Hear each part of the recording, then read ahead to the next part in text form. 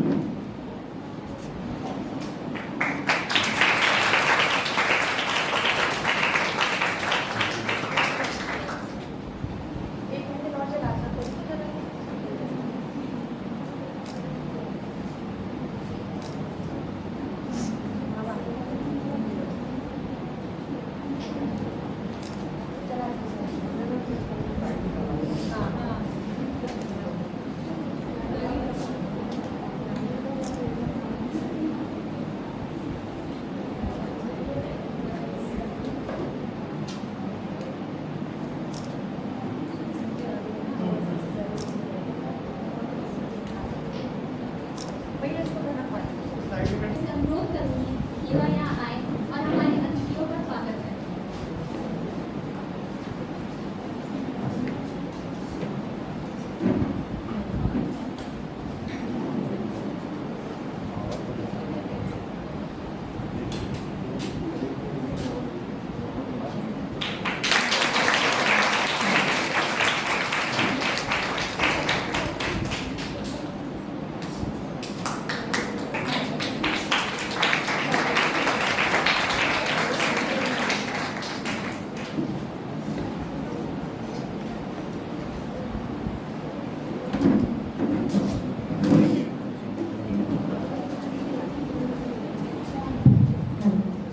आप सभी का बहुत बहुत स्वागत है, अभिनंदन है। आज Bharatiya Vidya Bhavan girls degree college और help you educational and charitable trust के संयुक्त तत्वावधान में हम सब हिंदी दिवस को पूरी श्रद्धा के साथ और पूरे एक सुंदर से समारोह की तरह यहाँ पर आज मना रहे हैं। हम सबका ये सौभाग्य है कि हमारे महाविद्यालय के प्रांगण में लखनऊ विश्वविद्यालय की हिंदी विभाग की हमारी जो वरिष्ठ प्रवक्ता हैं प्रोफेसर अलका पांडे जी यहाँ पर मौजूद हैं। मैं अनुरोध करूंगी कि एक बार जोरदार तालियों के माध्यम से इसका स्वागत करें। इससे पूर्व में हम कार्यक्रम को आगे बढ़ाएं, हमारे छात्राओं को ये जान लेना बहुत आवश्यक है कि मैम सिर्फ एक प्रवक्ता ही नहीं है, बल्कि बहुत ही एक बहुमूल्य और बहुत विस्तृत जिनका व्यक्तित्व है उसकी स्वामिनी है। डॉक्टर अलका पांडे जी लखनऊ विश्वविद्यालय में हिंदी विभाग के प्रोफेसर के पद पर आसीन है तथा उन्हें तकरीबन 25 वर्ष के अध्यापन का अनुभव है। प्रोफेसर अलका जी ने मध्ययुगीन काव्य, विशेष कवि तुलसीदास, नाटक, रंगमंच, स्त्री विमर्श, अवधी भाषा और लोक साहित्य पर बहुत सारा काम किया है। डॉक्टर अलका जी ने अभी तक 7 किताबों का लेखन किया है तथा उनके 100 से भी ज़्यादा शोध पत्र यानी कि रिसर्च पेपर्स प्रकाशित हो चुके हैं। 25 रिसर्च विद्यार्थियों ने अलका जी के सानिध्य में अपनी पीएचडी पूरी की है और अभी लगभग उतने ही आपके अंडर में काम कर रहे हैं। आपको उच्च शिक्षा विभाग द्वारा सर्वश्रेष्ठ शिक्षक, भाषा संस्थान द्वारा साहित्य गौरव और लखनऊ विश्वविद्यालय द्वारा प्रशस्ति पत्र और बहुत सारे सम्मान, लगभग 11 से भी ज़्यादा सम्मानों से विभूषित किया गया है। आप लखनऊ विश्वविद्यालय की चीफ प्रॉक्टर भी रह चुकी हैं। आपका बहुत बहुत स्वागत है, अभिनंदन है। इस समारोह में मैं स्वागत करूंगी हमारे महाविद्यालय के उपराचार्य डॉक्टर संदीप वाजपेयी जी का। हमारी सभी जितनी भी यहाँ पर हमारे टीचर्स हैं जो कि हमारे कॉलेज की बैकबोन है, डॉक्टर छवि निगम है, डॉक्टर प्रियंका हैं और जितनी भी टीचर्स हैं सबका बहुत बहुत स्वागत। और सबसे ज़्यादा स्वागत के योग्य है हमारी प्यारी छात्राएं, तो एक बार अपने लिए भी जोरदार तालियां बजाएं। चूंकि कार्यक्रम हमारे महाविद्यालय भारतीय विद्या भवन और help you educational and charitable trust के संयुक्त तत्वावधान में हो रहा है, तो ये मेरा एक मौलिक ड्यूटी भी है कि मैं हेल्प यू के विषय में भी आपको अवगत कराऊं। Help you educational and charitable trust की स्थापना 2012 में जनहित व जन कल्याण हेतु लखनऊ उत्तर प्रदेश में की गई थी। अपने स्थापना वर्ष से अब तक 11 वर्षों के समय में भी हेल्प यू ने उत्तर प्रदेश में जन कल्याणकारी संस्था के रूप में प्रतिष्ठा अर्जित की है।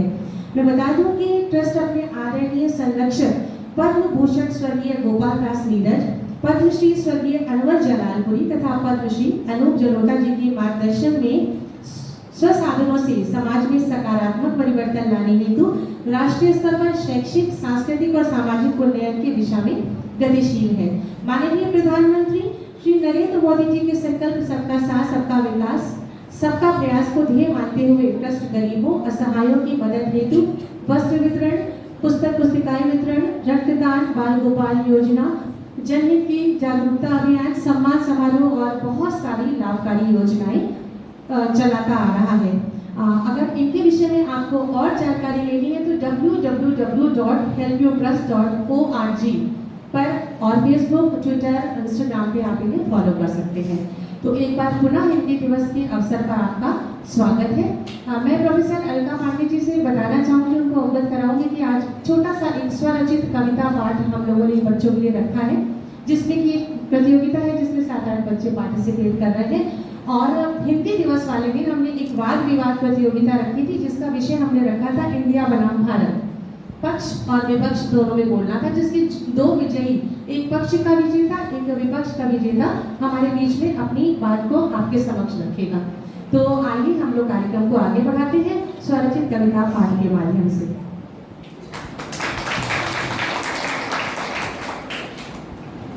अब मैं यहाँ स्वरचित काव्य पाठ के प्रतिभागियों को बुलाना चाहूंगी। Preeti Verma from BA first year, Harshita Singh from BCom first year, Aanchal Rawat from BA third year, Archana Kumari from BA third year, Palak Mishra from BA third year, Tisha from BA third year, Supriya Srivastava from BA third year, Deepika Pal from BA third year, Priya Mishra from BA second year. नमस्कार, मेरा नाम आंचल रावत है और मैं BA तृतीय वर्ष की छात्रा हूँ।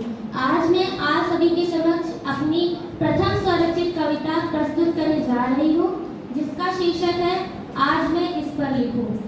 सूरज पर लिखूं या चांद पर लिखूं, रोशनी पर लिखूं या अंधेरे पर लिखूं, नदी पर लिखूं या पहाड़ पर लिखूं, लहर पर लिखूं या हवाओं पर लिखूं, आज मैं इस पर लिखूं। खुद पर लिखूं या तुझ पर लिखूं, वफा पर लिखूं या धोखे पर लिखूं, अपने पर लिखूं या पराए पर लिखूं, जो पास है उस पर लिखूं या जो दूर है उस पर लिखूं, आज मैं इस पर लिखूं। कल पर लिखूं या आज पर लिखूं, सच पर लिखूं या झूठ पर लिखूं, क्षण पर लिखूं या जन्मों पर लिखूं, जो चाहिए उस पर लिखूं या जो हासिल है उस पर लिखूं, आज मैं किस पर लिखूं। धन्यवाद।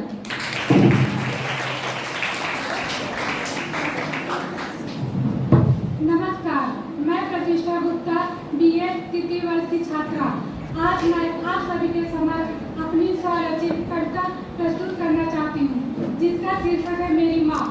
माँ, तुम हो ममता की मूरत, तुम हो कि जहाँ की जरूरत, तुमसे है ये सारा जग जगमगा, दिखाती रात बन के दो दरख्त, तुमने सारा जीवन में देखी कठिनाई, फिर भी मुश्किलों से जरा भी ना घबराई। तुमसा है न कोई मुझको भाता, थोड़ी मुलाकात थोड़ी अलबेली, तुम ही मेरी सच्ची सहेली, दिल की हर बात करती तुमसे, तुम ही मनाती जब रूठी मैं तुमसे, तेरा मेरा यह अटूट बंधन, तुमसे मांगे घर जैसे चंदन, हृदय तुम्हारा मानो दर्पण, मेरी प्रथम कविता तुमको ही अर्पण। धन्यवाद।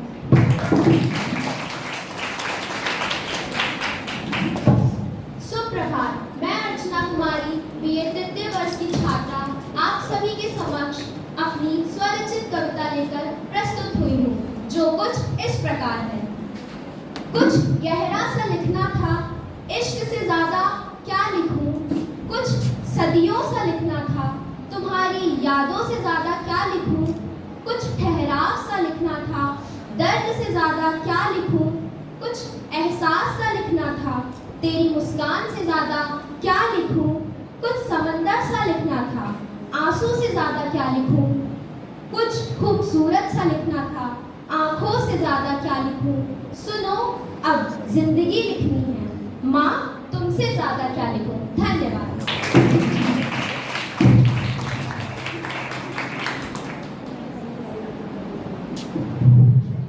नमस्ते, मेरा नाम प्रीति वर्मा है और आज मैं आप सभी के समक्ष अपनी स्वरचित कविता प्रस्तुत करने जा रही हूँ, जिसका शीर्षक है चल चला चल। थककर बैठ नहीं मुसाफिर, हौसलों को ये नहीं मंजूर है, चलता रहे सपनों की खातिर, मंजिल अभी बहुत दूर है। करना है बहुत कुछ हासिल और हिम्मत हमारा गुरूर है, धुंधली सी दिखती है मंजिल पर दिल में उसी का सुरूर है। दिक्कतें बहुत हैं राहों में, लेकिन चलते जाना जरूर है। मुश्किलें बहुत हैं हवाओं में, पर जोशी जज्बा भरपूर है। बाकी है अभी बहुत इम्तिहान, अपनी धुन में हम भी बड़े मगरूर हैं। धैर्य है हमारा पर्वत समान और आत्मविश्वास नहीं चकनाचूर है। उठ के गिरना गिर के उठना ये तो दुनिया का दस्तूर है। तू बस चलना कभी न रुकना, तेरी हार में भी जीत का नूर है। धन्यवाद।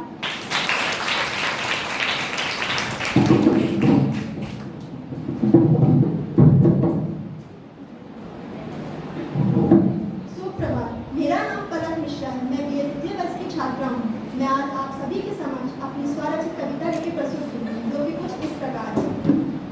कलम उठाते ही मन में ये ख्याल आया, क्या लिखूं कुछ ऐसा जो सबके मन को भाए। लिखूं कुछ इतना सुंदर कि लगे आसमान के तारे, या लिखूं कुछ इतना मनमोहक जैसे बच्चे हंसते प्यारे प्यारे। कलम उठाते ही मन में ये ख्याल आया, क्या लिखूं कुछ ऐसा जो सबके मन को भाए। लिखूं कुछ इतना निर्मल जैसे वो नदी का जल, या लिखूं कुछ इतना मनमोहक कि जीले जिंदगी का हर एक पल। कलम उठाते ही मन में ये ख्याल आया, क्या लिखूं कुछ ऐसा जो सबके मन को भाए। धन्यवाद।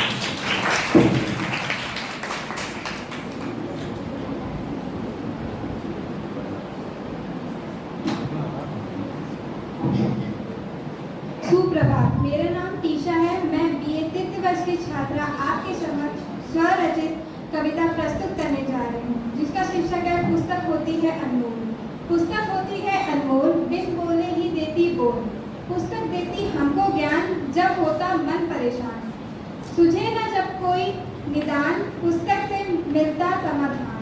मन में बज उठते हैं डोल, पुस्तक होती है अनमोल। पुस्तक में होती नई खोज, पुस्तक में होता इतिहास, मनोरंजन हास परिहास। हर रहस्य को देती खोल, पुस्तक होती है अनमोल। जब न कोई सभी साथी, चिट्ठी भी जब मिल ना पाती और उदासी मन को छाती, पुस्तक ही तक मन बहलाती। मित्र का करती है रोल, पुस्तक होती है अनमोल। धन्यवाद।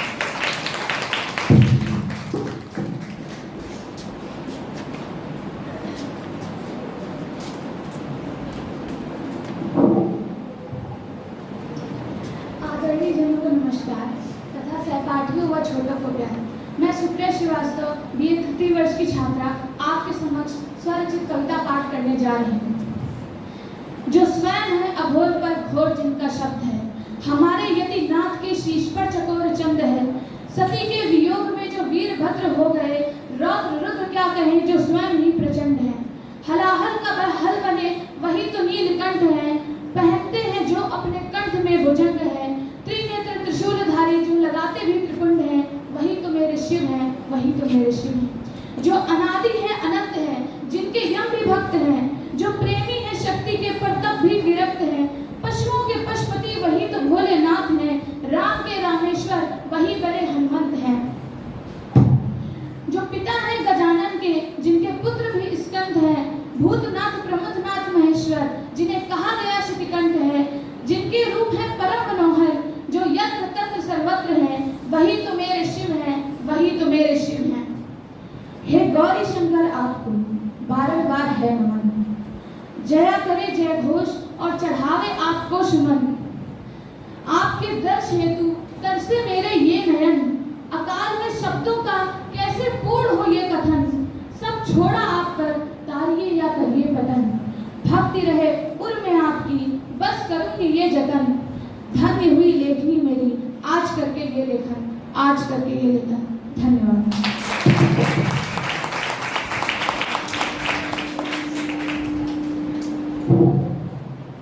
नमस्कार, मैं दीपिका पाल बीए तृतीय वर्ष की छात्रा।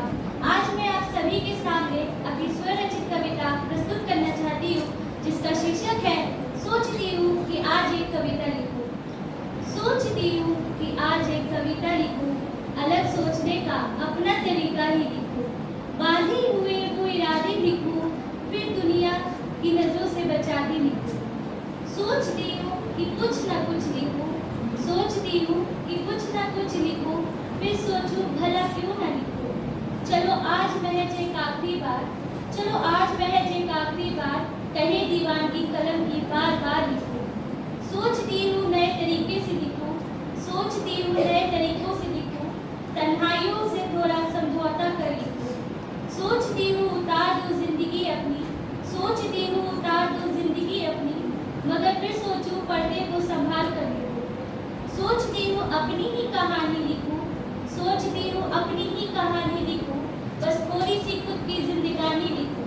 क्यों ना छोड़ दूँ इस सफर को आज यूं ही, क्यों ना छोड़ दूँ इस सफर को आज यहीं, फिर सोचूं किसके लिए ऐ जुबानी लिखूं।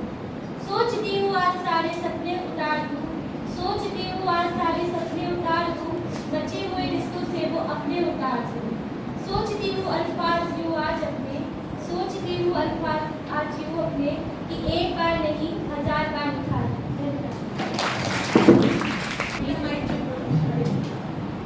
नमस्कार, मैं प्रिया मिश्रा BA तृतीय वर्ष की छात्रा आज आप सभी के समक्ष अपनी स्वरचित कविता प्रस्तुत करना चाहती हूँ, जिसका शीर्षक है गुमनाम। मैं क्या हूँ, मैं कौन हूँ, क्योंकि मुझे ही नहीं पता मैं क्या हूँ, कौन हूँ। मुझे बचपन से ही सिखाया जाता है कि मैं पराई हूँ, आखिर मैं हूँ कौन। हमेशा मुझे ही क्यों रोका जाता है किसी काम को करने से। ये मत करो, वो मत करो, यहाँ मत जाओ, वहाँ मत जाओ, आखिर मैं कहाँ जाऊँ। लोग देते हैं बराबरी का दर्जा, लेकिन कर नहीं पाते अपना वादा पूरा। सड़कों पर निकलने से डरती हूँ मैं, लोगों से बोलने से कतराती हूँ मैं। मुझे प्रताड़ित किया जाता है, अगर मैं आवाज़ उठाती हूँ तो मेरी ही आवाज़ को दबाया जाता है। मुझे क्यों दूसरों के नाम से जाना जाता है? क्या मेरा कोई अस्तित्व नहीं? क्या मेरी कोई पहचान नहीं? क्यों मुझे पराया कहा जाता है? मैं इंसान हूँ या मैं चीज़ हूँ? मेरा कोई नाम है या मैं गुमनाम हूँ? धन्यवाद।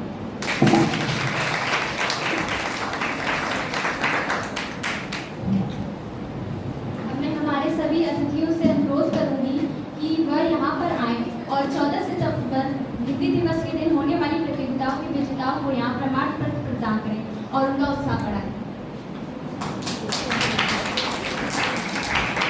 मैं यहाँ शिवानी उपाध्याय, वंदना, दीपिका पाल, मुस्कान मौर्या, प्रीति वर्मा, पूजा कुमारी, कोमल पांडे, मंजू बदील और सुप्रिया श्रीवास्तव को यहाँ आमंत्रित करना चाहूँगी।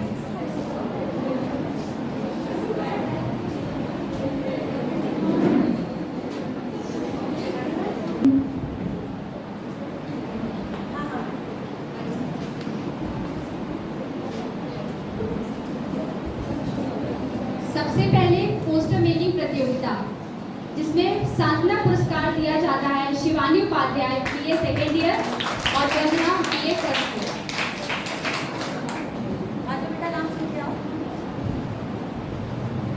पोस्टर मेकिंग प्रतियोगिता में तृतीय स्थान पर है Deepika Pal BA third year से।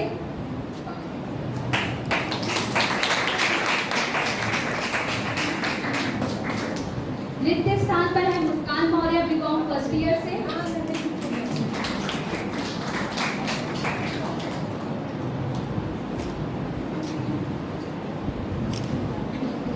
और प्रथम स्थान पर है Preeti Verma BA first year.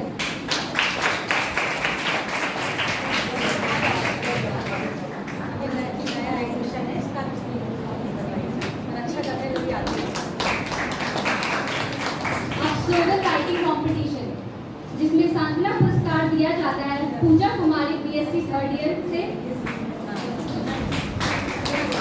और Komal Pandey BSc first year से।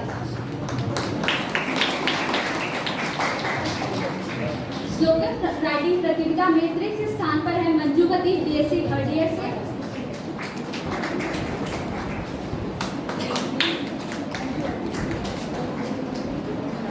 द्वितीय स्थान पर है Shivani Upadhyay BA second year से।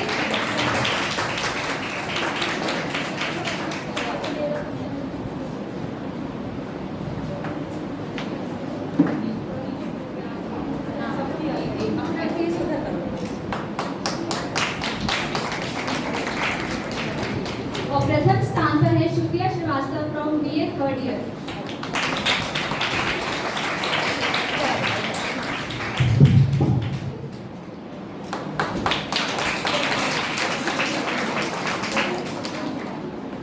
बहुत बहुत धन्यवाद मैम। और वाद विवाद में जो पक्ष और विपक्ष, मैं चाहूँगी कि वो बच्चे मैम के सामने एक बार अपना पक्ष रखें जो विजेता है। तो पक्ष में जो बच्चा है आयुषी जायसवाल, विपक्ष में पक्ष में है संस्कृति पाठक। अपनी बात मैम के सामने रखें। हमने मैम को भी ये इंश्योर होना चाहिए कि हमने अगर आपको विजेता चुना है तो आपकी बात में दम है। जोरदार तालियां बजाएं संस्कृति के लिए।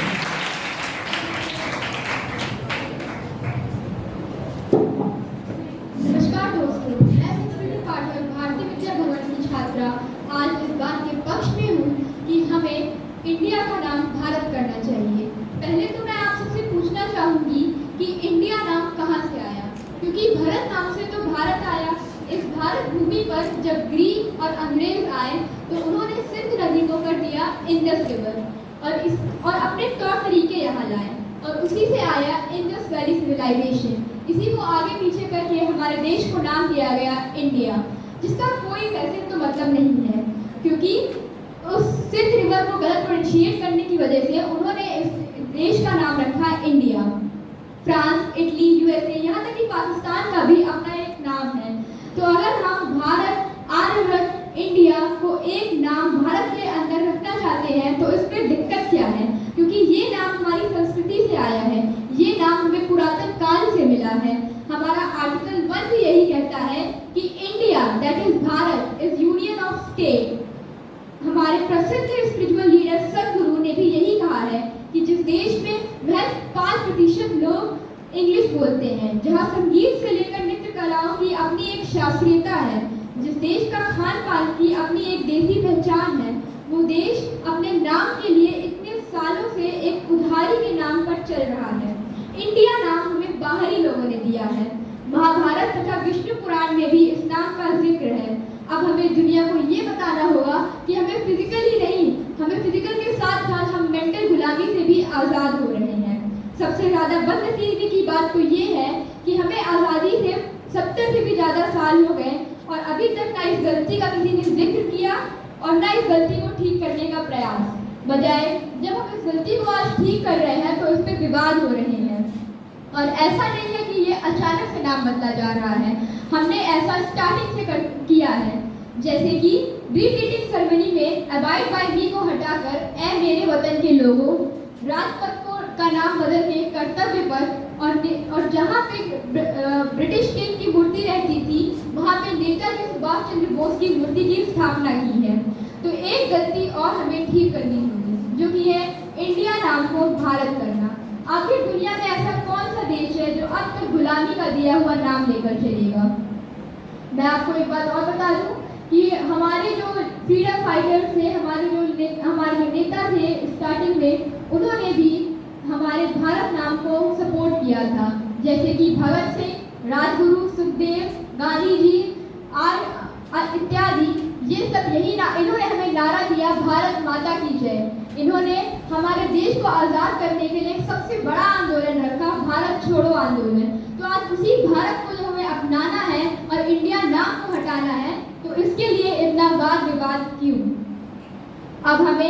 अब हम सबको अपनी संस्कृति पे गौरव करना होगा और अपनी संस्कृति का दिया नाम, अपने भारत का दिया नाम, हमें अपने लोगों का दिया नाम, अपने पूर्वज का दिया नाम भारत हमें लेकर चलना होगा। जैसा कि हम सबको पता है, किसी भी देश की तरक्की किसी भी देश की संस्कृति उस देश के मजबूत स्तंभ होती है और उसी से वो देश तरक्की करता है। शब्द भारत उतना ही पुराना है जितना कि महाभारत, विष्णु पुराण और ऋग्वेद। आज़ादी के समय हम अपने देश की स्वतंत्रता की मांग कर रहे थे, तो भी हम भारत की स्वतंत्रता की मांग कर रहे थे। हमने भारत माता के पोस्टर बनाए और कई ऐसे राष्ट्रवादी गाने लिखे जो हमारी स्वतंत्रता में एक अहम हिस्सा निभाया। जहाँ तक बात आई राजनीतिक पार्टियों की, तो जो पार्टियां आज इस बात पर राजनीति कर रही हैं कि इंडिया का नाम भारत नहीं होना चाहिए, कभी उनके भी मैनिफेस्टो में यही था कि हम इंडिया का नाम भारत करेंगे। कभी उन्होंने भी इस बात का पक्ष लिया था कि इंडिया का नाम भारत होना चाहिए। और अगर राजनीतिक बात को हटा नाते और भारत का एक नागरिक होने के नाते, अपने इतिहास को जानने के नाते, अपनी संस्कृति का सम्मान करते हुए इस बात में हमें पक्ष में होना चाहिए कि हमारे देश का नाम भारत ही होना चाहिए। इस बात को एंड करने से पहले मैं आप सभी से चाहूंगी कि एक बार मेरे साथ बोलिए, भारत माता की जय। धन्यवाद।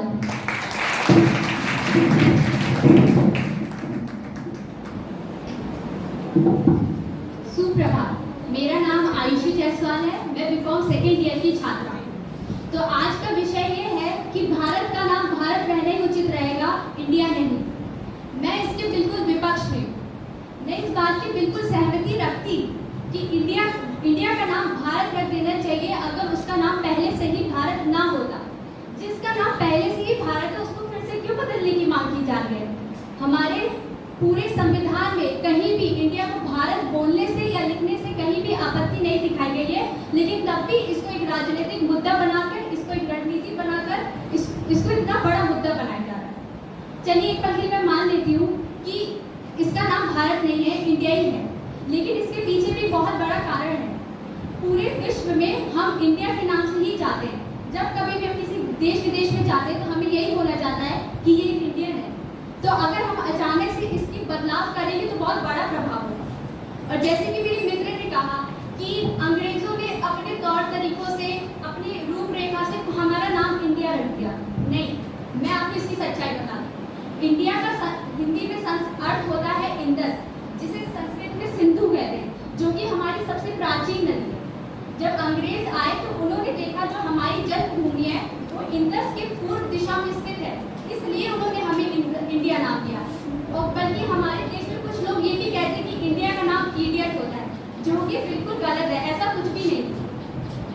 और जैसे कि उन्होंने बोला कि महात्मा गांधी आए, सुभाष चंद्र बोस आए, तो उन्होंने अपने कई भाषण में ये भी बोला they are proud to be Indian, उन्हें इंडियन होने पे गर्व है। तो जब आज तक उन्हें कभी संकोच नहीं हुआ इंडियन बोलने में, तो हम क्यों संकोच कर रहे हैं, जबकि हम तो उन्हीं के दिखाए हुए पद पे चल रहे हैं। जब हमारे जो सेना होती है, जब वो सीमा में होती है, तो वो कई बार कहती है भारत माता की जय। तो जो नाम पहले से ही है उसको फिर से क्यों बदलने की मांग की जाती है? एक छोटा सा उदाहरण लीजिए, जैसे कि मेरा सब नाम जानते हैं आयुषी है। अब अगर अचानक से मैं अपना नाम बदलूं तो मेरे सारे शिक्षकों को फिर से मेरा एक नया नाम याद करना पड़ेगा, मेरे मित्रों को मेरा फिर से एक नया नाम याद करना पड़ेगा, ऑफिस के रजिस्टर में मुझे आयुषी नाम बदलवाना पड़ेगा, कंप्यूटर के अकाउंट में जो जहाँ मेरा वो है मेरा नाम बदलवाना पड़ेगा। सोचिए अगर इतने छोटे से क्षेत्र में इतनी परेशानी आ गई तो पूरे अगर हम विश्व में इतने बड़े महान देश का अगर हम नाम बदलेंगे तो कितना नुकसान होगा।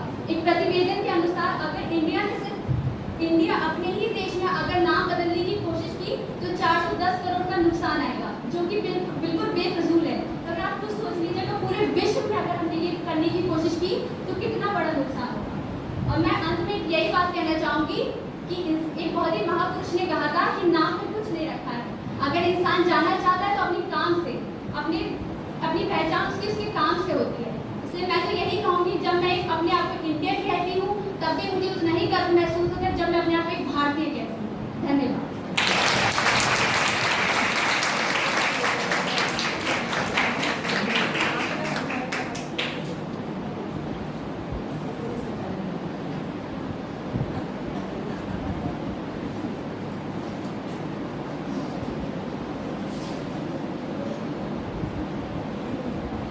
अब मैं अपने अतिथियों से अनुरोध करूंगी कि वो यहाँ पे वाद विवाद विजेताओं को प्रमाण पत्र प्रदान करें।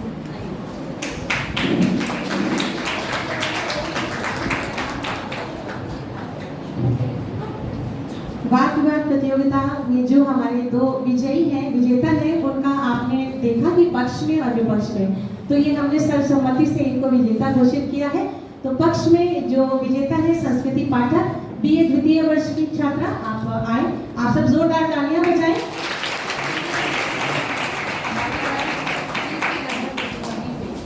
इसमें 30 के लगभग प्रतिभागी थे, ये आपको आपके संज्ञान में डाल दो, उसमें से ये 2 हमने चुने हैं। आप लोग लगातार तालियां बजाते रहिए। और विपक्ष में आयुषी जायसवाल है हमारे बीच में, जिन्होंने अपनी बात पूरे दम के साथ रखी, और इनके लिए भी जोरदार तालियां बजाएं।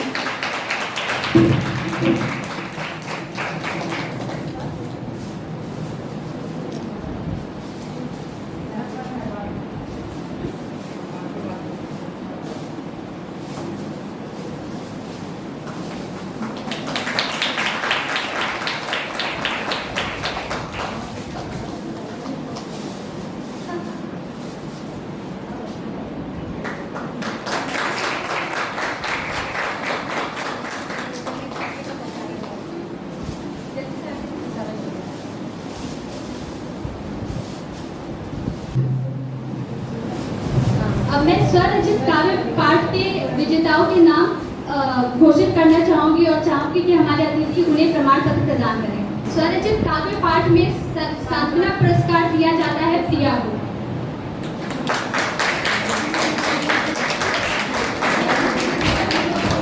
नाम किसने बोला था? तो नाम कर प्रिया। हाँ तो आप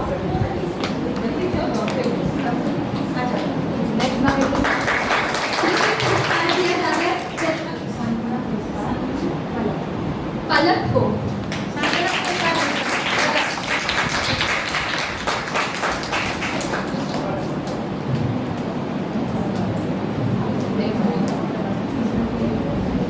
तृतीय स्थान पर है प्रतिष्ठा गुप्ता।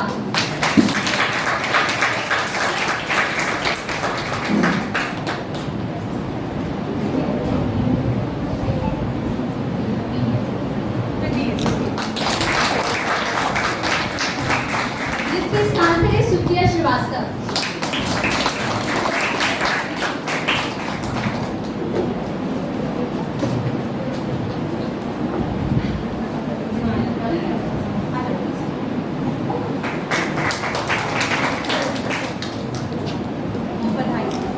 और प्रथम स्थान पर है अर्चना कुमारी।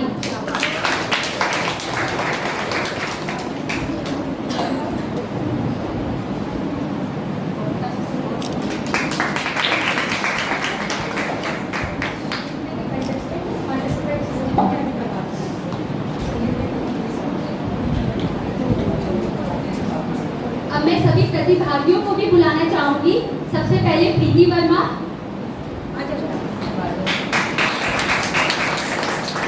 आंचल,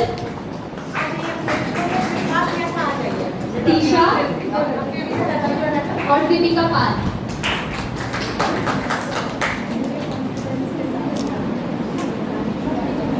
पहली बार लगभग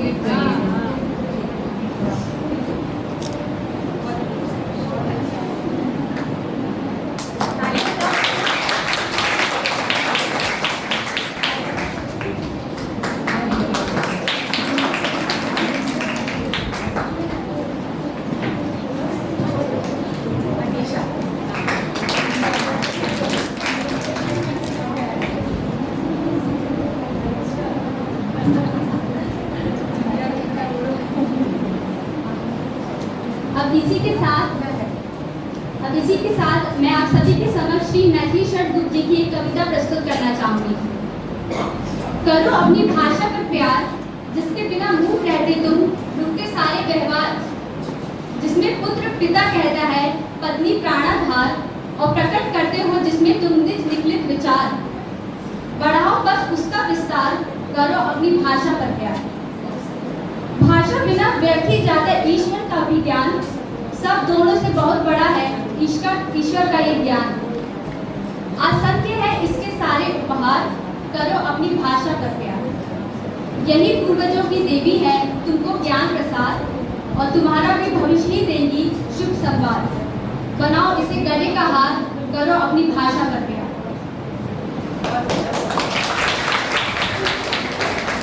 अब मैं अपनी प्राचार्य जी से निवेदन करूंगी कि वो हमारे मुख्य अतिथि को प्रशस्ति पत्र प्रदान करें। ये प्रशस्ति पत्र help educational and charitable trust की ओर से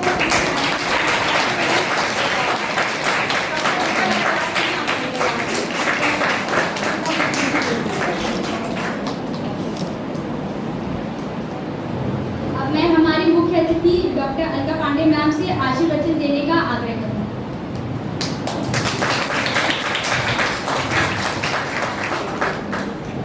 Bharatiya Vidya Bhavan girls degree college की प्राचार्य, मेरी ही नाम राशि।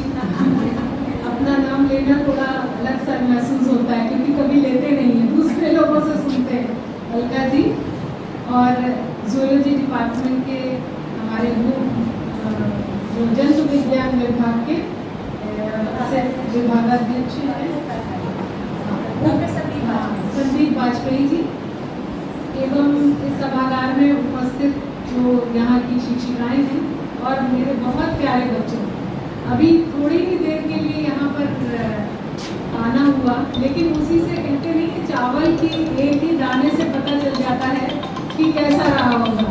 तो आप लोगों ने वाद विवाद प्रतियोगिता में जो अभी यहाँ भारत बनाम इंडिया को लेकर के जो वाद विवाद प्रतियोगिता की थी, और साथ ही जो स्वरचित अभी हमने कविता सुनी, हम लोग तो इतना लिख भी नहीं पाते थे पहले, इतनी अच्छी कविताएं जो अभी बच्चों ने हम लोगों के सामने लिखी हैं, और वो हमारे राष्ट्र के लिए गौरव की बात है कि ऐसे हमारे बीच में छात्र छात्राएं जो आज इतना अच्छा लिख रहे हैं, बहुत कम देखने को मिलता है। हम लोग को बहुत ऐसे समय में कहा जाएगा कि इतनी सारी हम लोगों को सुविधाएं भी नहीं थी जो आज बच्चों को मिल रही हैं, और उनका लाभ भी बच्चे उठा रहे हैं। ये महत्वपूर्ण चीज़ है। आज हिंदी दिवस के अवसर पर जो help you education charitable trust ने और Bharatiya Vidya Bhavan girls degree college ने यहाँ पर मुझे बुलाया, बहुत बहुत आप सबका धन्यवाद। यहाँ पर निज भाषा उन्नति अहै सब उन्नति को मूल, बिनु निज भाषा ज्ञान के मिटे नहीं को शूल। जो ये पंक्तियाँ कही गई हैं, ये भारतेंदु बाबू हरिश्चंद्र जी ने कही थी, और उनका आशय ये था कि जब तक हम अपनी भाषा पे स्वयं गर्व नहीं करेंगे, तब तक हम कैसे दूसरों से अपेक्षा कर सकते हैं कि वो हमारा सम्मान करें। हम कहीं भी जाएंगे, जब हम अपने में ही नहीं इतने आत्मनिर्भर होंगे या अपने में ही नहीं अभिमान का स्वाभिमान का अनुभव करेंगे कि हमारे पास भी कुछ गर्व करने लायक है, तब हम दूसरे से कैसे उम्मीद कर सकते हैं कि वो हमारे सम्मान करेगा। इसी तरह से भाषा को लेकर के लिए बहुत समय जब थोड़ा सा बताना चाहेंगे आपको इसके बारे में। वस्तुतः ये राजभाषा दिवस है, ये हिंदी दिवस नहीं है। ये माना गया जब हमारा देश जब स्वतंत्र हुआ 1947 में, उसके ठीक 2 वर्ष के बाद ये मतलब 14 सितंबर को ही क्यों मनाया जाता है, इसको लेकर के भी हम बच्चों से बात करना चाहेंगे, और सारे लोगों को तो सब मालूम ही है। तो जो 14 सितंबर को ये बात हुई, 47 में हमारा देश आज़ाद हुआ, उसके बाद ठीक 2 वर्ष बाद 49 में ये एक प्रस्ताव पास हुआ कि ये राजभाषा के रूप में ये दिवस मनाया जाएगा। और क्योंकि कोई ना कोई एक भाषा होती है जो राजकाज करने के लिए प्रयोग में लाई जाती है। जैसे कि जब हम पुराने समय में जाएं तो पहले संस्कृत थी, फिर पाली आई, अब ब्रज आई, इस तरह से, और फिर उसके बाद अकबर के समय में फारसी आ गई। पहले हिंदी थी, फिर टोडरमल के जो एक समिति बनी उन लोगों की, उन्होंने कहा नहीं अब फारसी को करा जाएगा, तो 300 वर्षों तक हो रही। उसके बाद फिर हमारे यहाँ मैकाले के आपने पढ़ा होगा, सुना होगा, वो आए और उन्होंने फिर अंग्रेजी ला दी कि अब अंग्रेजी में राजकाज होगा। इसके बाद क्या हुआ, बहुत समय तक जब हमारा देश स्वतंत्र हो गया, तब ये बात उठी कि एक राजभाषा होनी चाहिए जो मेरी अपनी होनी चाहिए। तो उसके लिए कहा गया कि अभी क्योंकि सहूलियत के लिए, आसानी के लिए जो अंग्रेजी चल रही है उसको चलने देते हैं, साथ ही साथ हम हिंदी में भी काम करेंगे। और थोड़े समय के बाद, इसमें काम करने के थोड़े समय के बाद, जब हम इससे बहुत अपने को आत्मीय स्थापित कर लेंगे हिंदी भाषा से, हिंदी भाषा में हम शब्दों को ले आएंगे, तब उसके बाद क्या होगा कि हम हिंदी में ही काम करेंगे। ये बात उठी, लेकिन और समिति भी बनी, 20 सदस्य जो है उसके लोकसभा से थे और 10 सदस्य 20 सदस्य राज्यसभा से और 10 लोकसभा से, ऐसे 30 लोगों की ये समिति बनी। और उसको जो है एक हमारे यहाँ बाल गंगाधर खेन है, वो उसके अध्यक्ष हुए। तो उन्होंने क्या किया, ये सारी चीज़ें हुई और ये कहा गया कि 15 साल तक अंग्रेजी चलेगी और उसके बाद धीरे धीरे हम अंग्रेजी से मुक्त होते जाएंगे और हिंदी की तरफ आगे आते जाएंगे। लेकिन वो 15 साल की जो बैसाखी लग गई वो आज तक चली आ रही है, वो 15 साल नहीं बीतने को आए। और ये हमारे लिए बहुत ही अशोभनीय है कि हमारी कोई अपनी राष्ट्रभाषा है ही नहीं। जबकि जो जब ये स्वराज आंदोलन हो रहा था, तब ये चाहे जितने भी आंदोलन करता थे, चाहे वो महात्मा गांधी, वो भी गुजराती थे, उनकी मातृभाषा गुजराती थी। जैसे ये थे हमारे तुम मुझे खून लो मैं तुम्हें आज़ादी दूंगा का उद्घोष करने वाले सुभाष चंद्र बोस, वो बंगाल के जनता थे। तिलक को हम कैसे भूल सकते हैं, वो मराठी थे।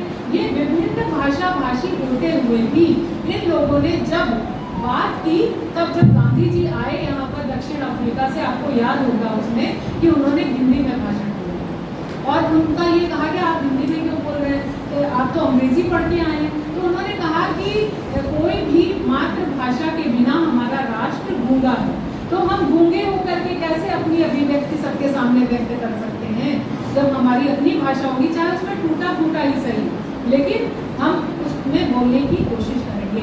तो ये होती है अपनी भाषा के प्रति प्रेम की भावना। जब तक हमारे बीच में, जब तक हमारे मन में अपनी भाषा के प्रति गौरव नहीं होगा, तब तक हमारा दूसरे लोग भी सम्मान नहीं करेंगे। फिर जब आपको याद होगा यूएनओ में पहली बार तभी मैंने देखा गया जब अटल बिहारी वाजपेयी जी गए थे, तो पहली बार उन्होंने हिंदी में संबोधित किया था संयुक्त राष्ट्र संघ के सम्मेलन को, और उसके बाद उनको और भी अधिक जाना गया हमारे भारतवर्ष में।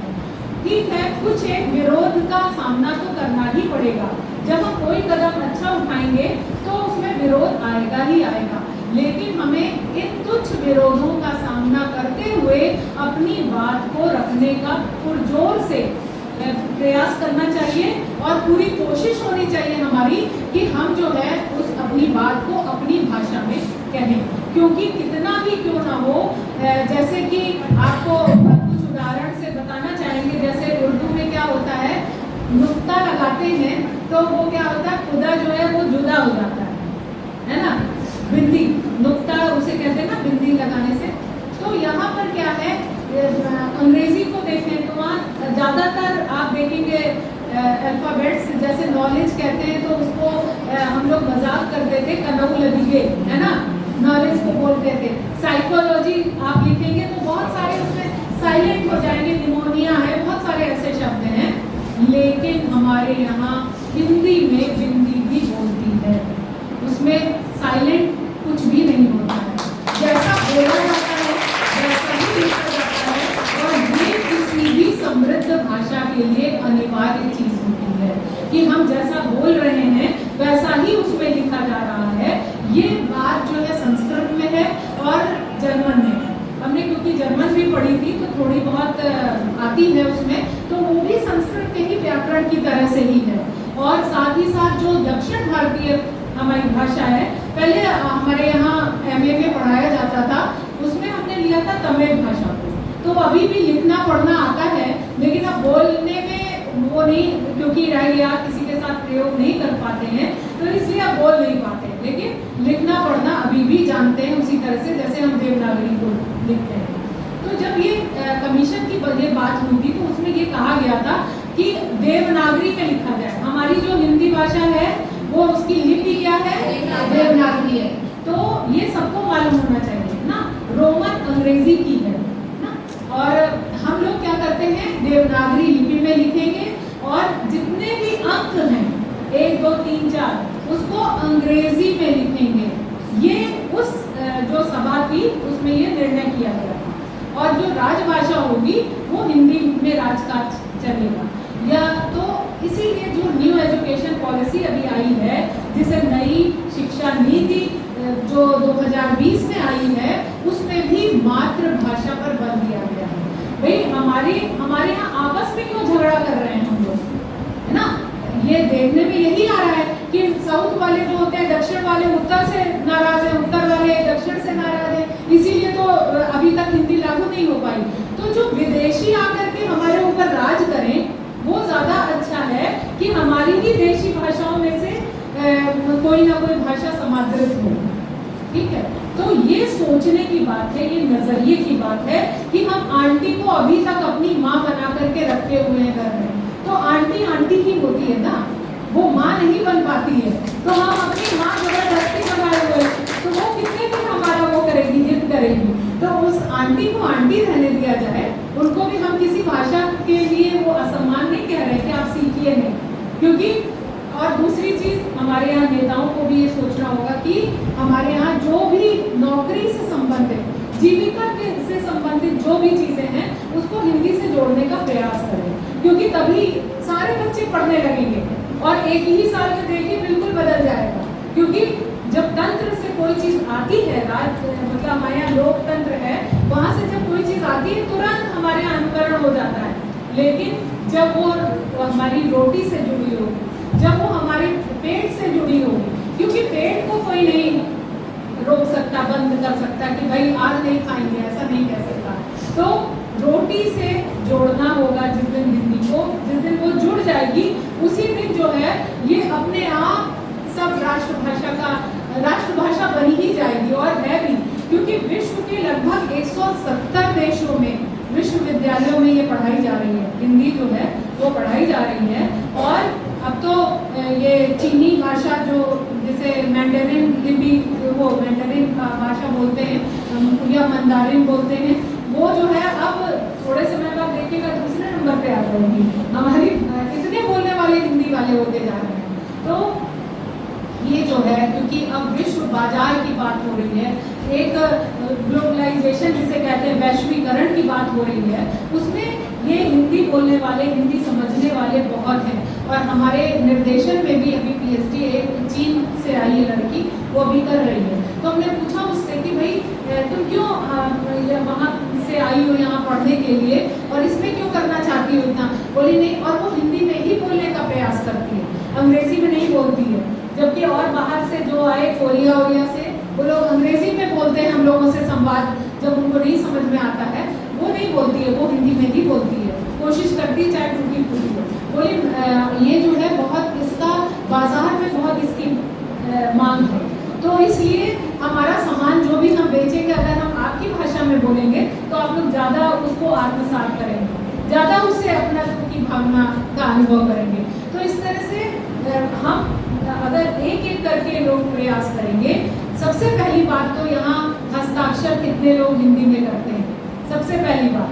तो मतलब ये नहीं है कि आप जो है ये सोचे कि पूछ रही है तो ऐसे ही उठा देना, ऐसे नहीं। जो आप लोग आज से पहला काम करिए, प्रण लीजिए कि हस्ताक्षर हम हिंदी में करेंगे। वहीं से पहले अपना नाम अपने को ही पहले ठीक करिए, फिर अपने आप सब लोग ठीक हो जाएंगे। ठीक है, तो इसलिए हम यही कहना चाहेंगे अंत में आप लोगों से, यहाँ पर एक पंक्तियों के माध्यम से अपनी वाणी को विराम देंगे, क्योंकि अन्य भी कार्यक्रम है, नहीं तो बोलते चले जाएंगे तो आप लोगों के साथ दिन भर लग जाएगा। कोई बहुत अच्छा लगता है, और ऐसे ज़्यादातर जो है हम लोगों को इतनी सारी जो बालिकाएं हैं वो देखने को नहीं मिलती हैं, तो इकट्ठा एक जगह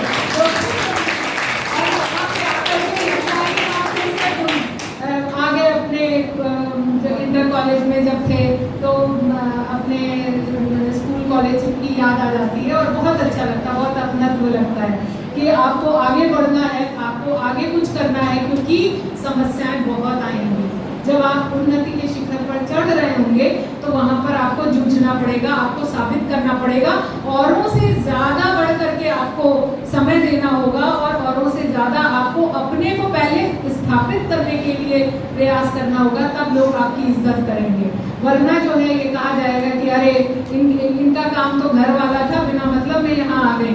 ठीक है, तो ये चीज़ मत सुनिएगा, ये चीज़ ना सुनने पड़े इसके लिए आपको पहले दुगनी मेहनत करके अपने को साबित करना पड़ेगा, तब आप बराबर वाले उसमें आ पाएंगे। तो यहाँ बहुत, इसलिए हमें बहुत अच्छा लगा, और अपनी वाणी को विराम देने के पहले हम आपको एक पंक्तियाँ कुछ हैं वो सुनाना चाहेंगे। जैसे बंगाली को बंगला प्यारी, तमिल चाहे मद्रासी, बंगाली को बंगला प्यारी, तमिल चाहे मद्रासी, पंजाबी गुरमुखी उचारे, हिंदी दिल्ली की दासी, इसकी शहजादी अंग्रेजी, उसकी पटरानी संस्कृत, मगर प्रेम की भाषा अब तक आई बनी है बनवासी।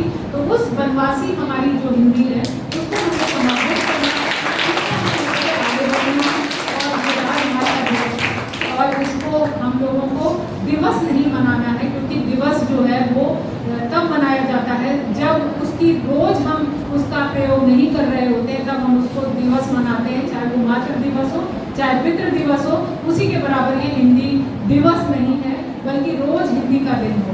इन्हीं शब्दों के साथ आपने यहाँ पर बुलाया और इतने ध्यानपूर्वक सुना, इसके लिए बहुत बहुत धन्यवाद।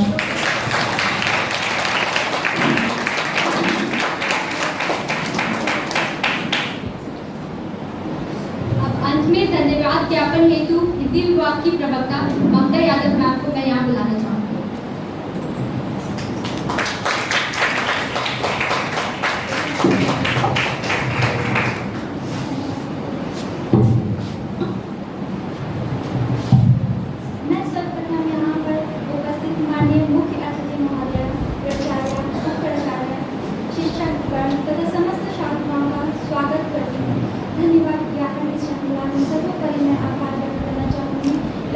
विश्वविद्यालय हिंदी विभाग से पढ़ाई प्रोफेसर अलका पांडे मैम था, जिन्होंने हमारे निमंत्रण मार्ग से हमारा आमंत्रण स्वीकार किया और हमारी छात्राओं को आशीर्वाद प्रदान किया। हम आशा करते हैं कि भविष्य में भी मैम का मार्गदर्शन और आशीर्वाद हमें प्राप्त होता रहेगा। आभार व्यक्त करना चाहूँगी health to education and therapical trust की न्यासी डॉक्टर रूपल अग्रवाल को, जिनके द्वारा हमारे महाविद्यालय के संयुक्त तत्वाधान में ये हिंदी दिवस का कार्यक्रम सुनियोजित ढंग से आयोजित होता था। धन्यवाद देना चाहूँगी महाविद्यालय के प्राचार्य एवं उप प्राचार्य सर को, जिनके अनवरत मार्गदर्शन में सभी कार्यक्रम सुंदर और सुनियोजित ढंग से आयोजित होते हैं। सभी शिक्षकगण का हृदय से आभार, जिनका साथ, मार्गदर्शन और सहयोग हमारे हर कार्यक्रम को एक नई ऊंचाई देता है। प्रमुखता से आभार व्यक्त करना चाहूँगी मैं अपनी सभी प्यारी छात्राओं का, जिन्होंने पूरे उत्साह और उल्लास के साथ हमारे समस्त प्रतियोगिताओं में भाग लिया और पुरस्कार भी जीते। अंत में मैं अपने महाविद्यालय के समस्त कर्मचारियों का हृदय से आभार व्यक्त करना चाहती हूँ, जिनके सहयोग के बिना कोई भी कार्य संभव नहीं हो सकता। धन्यवाद।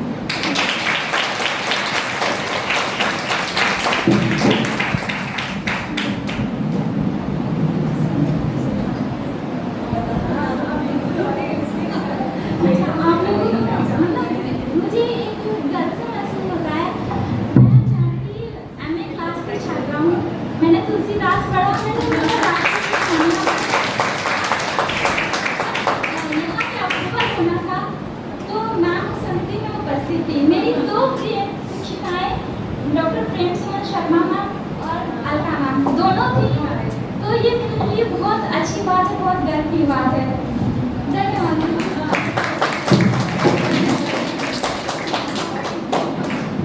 बहुत बहुत धन्यवाद ममता।